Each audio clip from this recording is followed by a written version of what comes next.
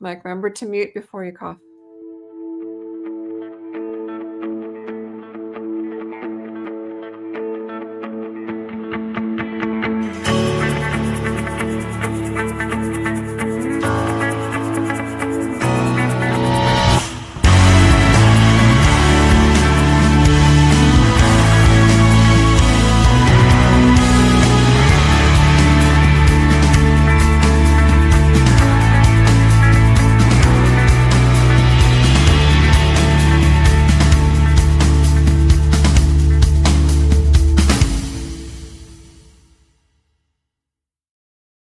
Hey, y'all, welcome to The Great Escape. I'm here with my co-host over here, Michael Scott Clifton, and down below we have the incomparable George Dismukes. Welcome. Thank you. Good to be here. Yay. So today we're going to be talking about one of our favorite types of genres, adventure. Are you guys ready to talk adventure? Let's do it. Right. Awesome. George has a unique perspective because he's an adventurer himself. Why don't you guys talk about that for us to start, Mr. George? Well, my books are all based basically on things that I've done, not the story so much as the places I've lived. I used to live on the north coast of Honduras. So my first book, Two Faces of the Jaguar, takes place on the coast of Honduras. I had a beautiful house, but it had a small deck. So the one in the story is a beautiful house with a very large deck. That's one of the beauties of being a writer. You can make modifications any way you want to. And the story is about a black jaguar and the ancient Maya legend.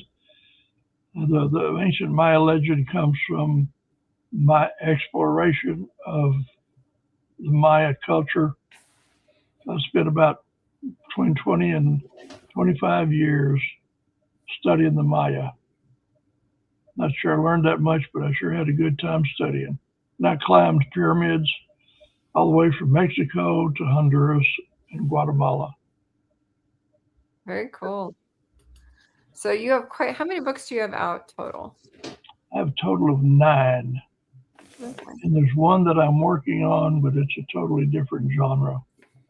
So it's sort of like walking in the dark to see what I can do with it.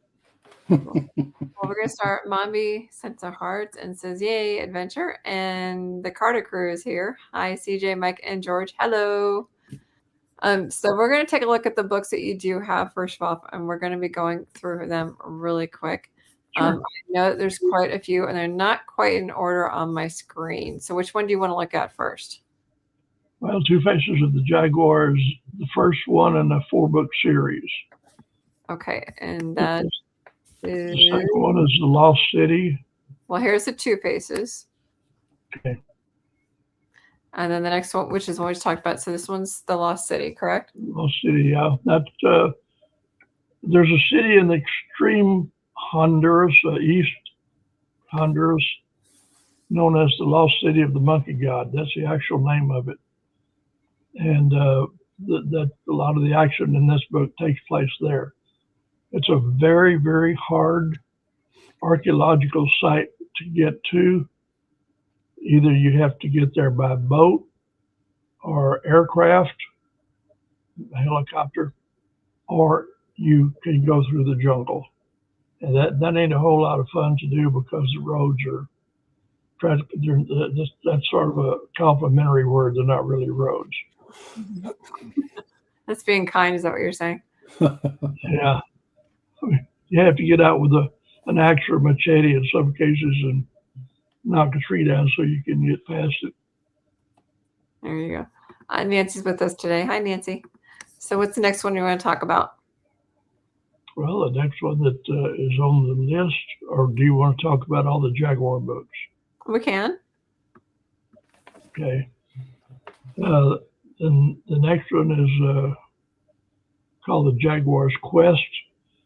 And that's where our protagonist kind of turns the corner, and instead of becoming an animal exporter to the United States, he becomes an animal conservationist, and he raises parrots and turns them loose into the jungle. So it's really a different side of his soul that we see, Mm-hmm. and he runs into some problems with people that want him to continue exporting, and the reason is because they're hiding drugs in his boxes that he uses for shipping, and Gotcha. that's one of the reasons he quit, but not the main one.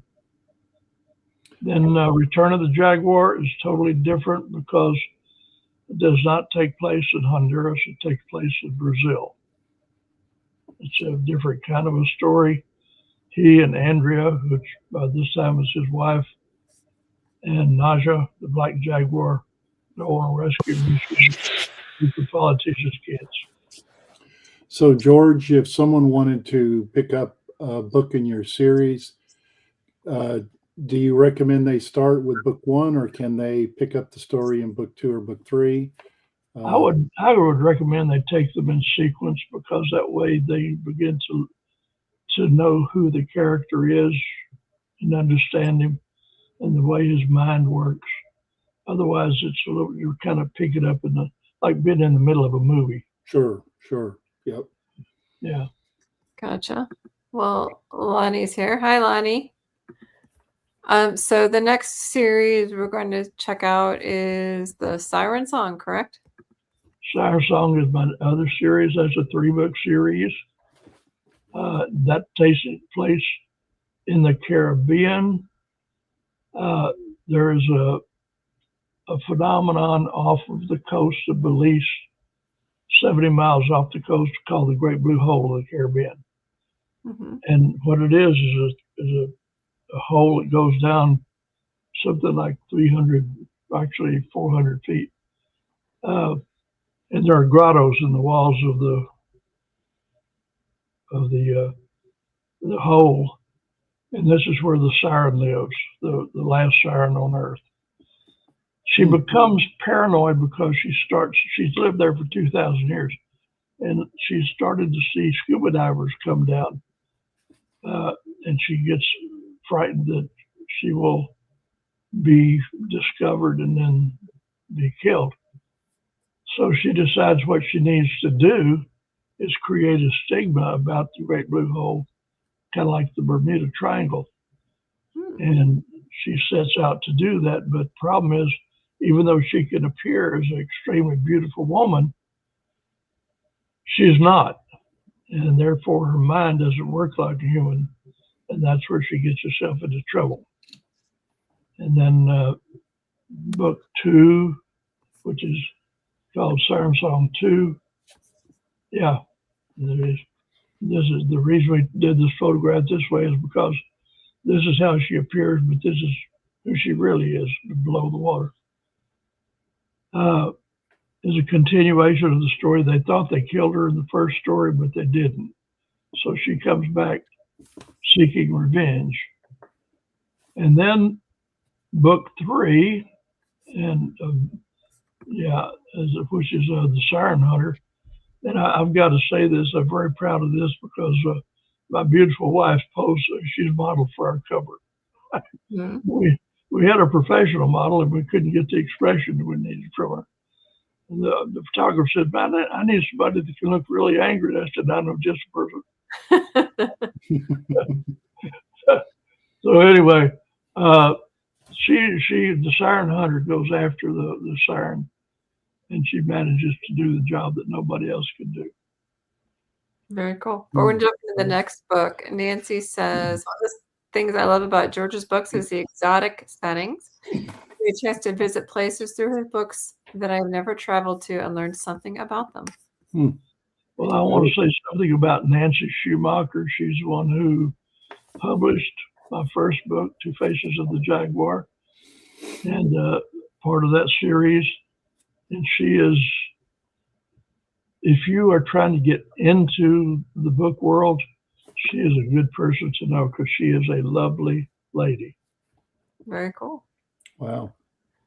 And she's very kind and understanding of where you are. If you're a novice writer, so she gets you there. She helps you. Paradise by Prison. Paradise by Prison. I don't know where I came up with that idea, I think it was probably in a dream. It's about this guy who wakes up on an island, has no idea where he is or how he got there. Huh. And he has to go about trying to survive.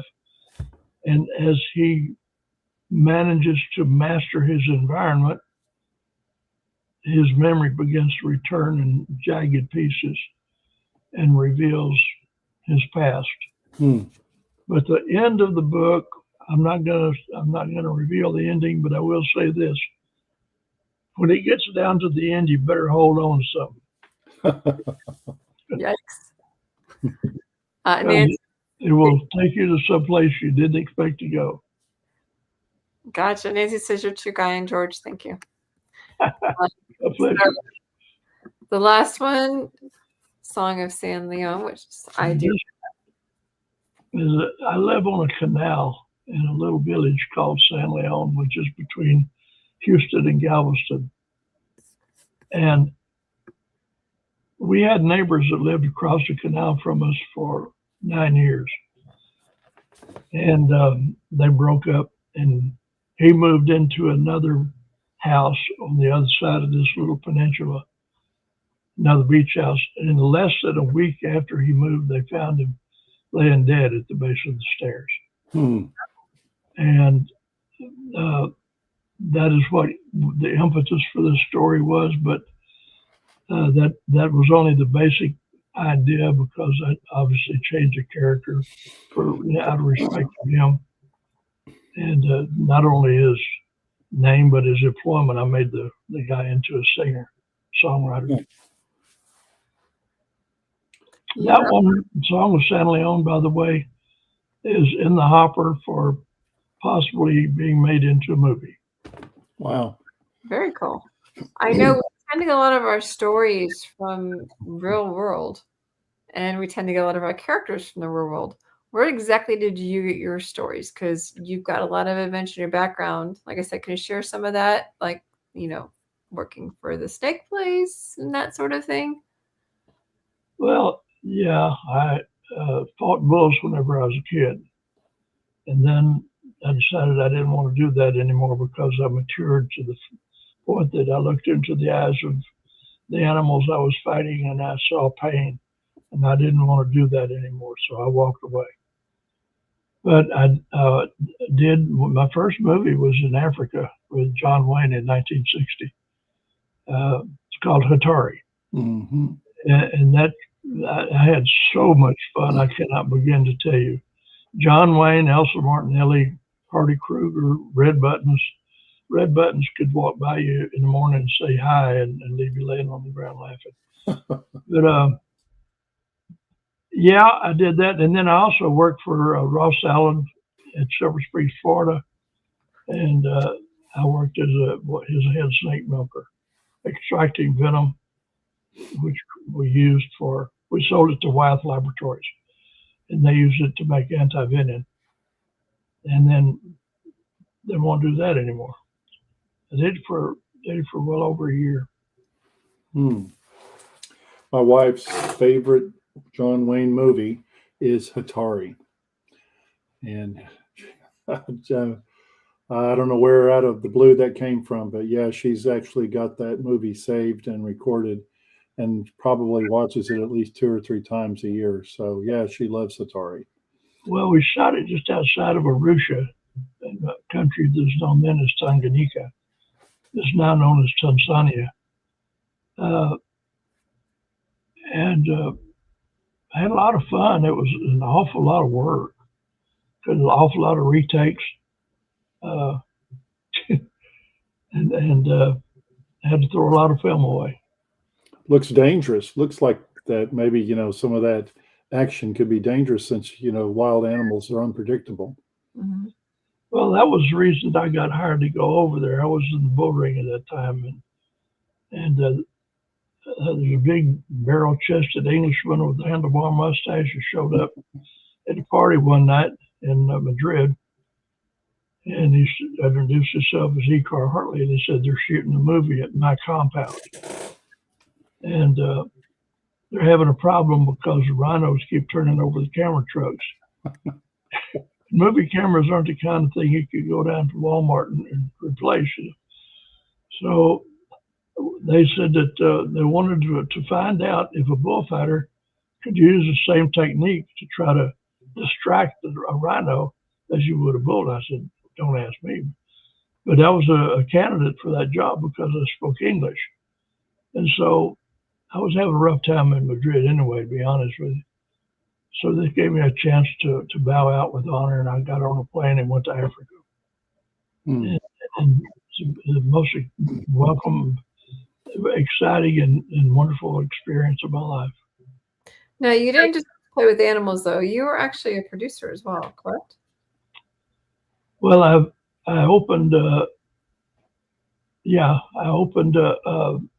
production company in Houston, 1980, and produced. I started with TV commercials and PR programs and training films and so forth, but also got into producing small budget, independently produced movies, and it was good. I think I probably enjoyed the TV commercials more though. And I did a series one time on prevention of child abuse. It was funded by the state of Texas, and we had a blast doing that because I enjoyed what I was doing and what I was doing it for. And I did Cleo on that one. So, George, getting back to your books, because I get asked this quite a bit, and I know you do as well, CJ. We go to a lot of book events, and at least once or twice or three times or more at every event I've been at, they ask, okay, so what's the reading level or what's the grade level of your books? In other words, who can read them? Can teenagers read them? Are the adult basically centered? I would say that they're all adult with the exception of Siren Song, because I built in some real life situations and some of them in the languages, like in Paradise by Prison is pretty salty, so I would have to say adults. Okay. Now, one thing we were talking about before the podcast is that you actually you convert some of your books to actual screenplays. And I know that's not an easy thing to do. It's actually a really difficult challenge. How do you do that? How do you figure out what to splice and how do you change it to that? Because going from book to screenplay is not easy. Writing a screenplay has got to be one of the most boring things that a person can do because there's no flow. What you do is, let's say that you have a scene that takes place in the living room. You say, scene one, interior, day, living room, and then you describe it real quick. And the thing about it is, no matter how thick the book is, you've got to get that screenplay down to about 100 pages these days. Producers don't even want to look at them if they're like, I've got one screenplay now, I'm shortening that the original was 223 pages. They don't even want to know the name of it. They should drop the pages from there to 100 and be interested. So it is an art form of its own, I've got to say that. But you also have to give up a lot of the control to whoever the director is going to be. The director is going to be the person who reimagines the scene that you're writing. So your descriptions have to be very sketchy, and you have to try to keep it moving along to scene 2 and 3. He's going to decide where the cameras go. He's going to decide how many cameras, how many actors, the set dressing, everything, makeup, costuming. That is all the director. And so you're giving up a lot of the color of your book to somebody else. And that's just part of the game. Would it be a fair statement to say, because I've heard that about screenplays as well, that they're severely condensed, usually in 3 acts. Yeah. Would you say it's a fair statement to say it might be similar to a 100-page synopsis? I would put it more like a treatment, not a synopsis. Okay. Okay, which is more involved. You know, a synopsis might be 2 pages long. The treatment might be 30. But it would come a whole lot closer to being a treatment. Mommy Rella wants to know, so you don't get a lot of say once you create a screenplay out of it? I'm sorry? So you don't get a lot of say once you create a screenplay out of it? No, after you create the screenplay, you're sort of kissing it goodbye. So George, I'm kind of fascinated with this because, you know, you see at the Academy Awards, there's an award for best screenplay. So what would it take for a screenplay to win an award like that? What are the elements that make it such a great screenplay, that make it such an award-winning work? Your choice of words and your descriptions of scenes. The more information you can convey in the fewest amount of words. Mm. When I went to school to learn how to write screenplays, and when I did, they made us study the screenplay from the bridge on the River Kwai. That was our textbook, and we read that thing, I bet you, 16 times. And I would suggest that anybody who decides that they want to start writing screenplays do the same thing. Use that as your textbook. Wow. That was a Academy Award winning movie, wasn't it? Yeah. Yep. Long time ago. Yep. 50s, 60s, around there. Yeah.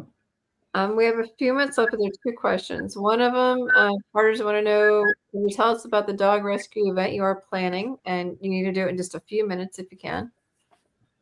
Thank you very much. One of my passions is animals. I love them. And maybe I'm trying to make up for what I did whenever I was in the bull ring, but I don't think so. And I especially love dogs. So we started having a dog fair once a year. And last year it was in July, wrong time to do it. People are still baking cookies in their mailboxes. So it's not a good time for an outdoor event. This year it's going to be in May, and we're going to do it every year. Our purpose is to not only bring awareness, but also to raise money for some of the local shelters, no-kill shelters. Mm-hmm. And we did that last year, and this year we hope to do 10 times the amount because I'm accepting sponsors, and we will use their money to buy signs and advertising in magazines and newspapers and get more of an audience there. And we're also improving what we're doing. You know, we got a dog beauty contest. We have a dog obedience contest and 2 or 3 others. And we're having people there that give things like low-cost vaccines. Oh, and, nice. Yeah, and nail clipping and 2 or 3 other things. And selling dog products, you know, leashes, and so some very good things. We're trying to make it as exciting as we can. I'd even like to have a sort of a little band there, but it's outdoors. I don't know how well they could, you know, be heard. Did you mention where it was? I don't know. I don't remember if you did or not. Did a what? Did you mention where it was? I don't remember. It's in San Leon. It's at a place called the Sunset Lounge, and I know whenever you hear the word lounge, you think about. But this place has expansive green lawns, outdoor patios, and they hold events there almost every weekend. We had to book way in advance to get what we wanted. Okay, cool. So my second question is, if you had advice for anybody who wanted to write in the adventure genre, what would it be? You got to come from the heart first. It's got to come from the heart. I can't say that strong enough. And then after the heart, join with that the experiences that you've had. Now perfectly legal to expand on those experiences and with your imagination, things that you may not have done. But that's the nucleus. You gotta have heart. Mhm. Writers don't write for money. They want to make money, but that's not what makes them write a book.